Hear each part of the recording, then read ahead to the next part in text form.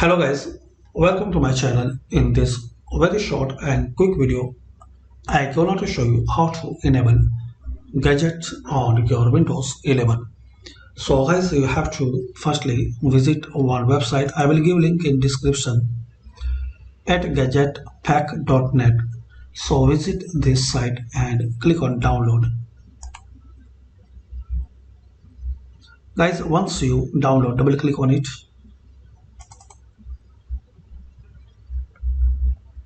and click on install. Now guys, we will see a list of gadgets in here. You can move and you can drag and drop anywhere. You can set your gadgets.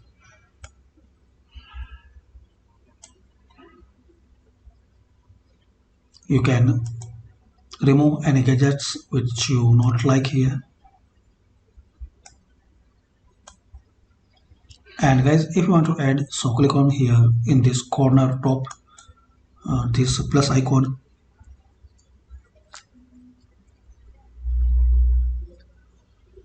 Now here you can select any gadgets like piano. So right click and click on add. So hopefully guys you like this video. Thanks for watching this video. By the simple steps we can know how to add gadgets in Windows 11. Please share, like and subscribe this channel for more useful videos.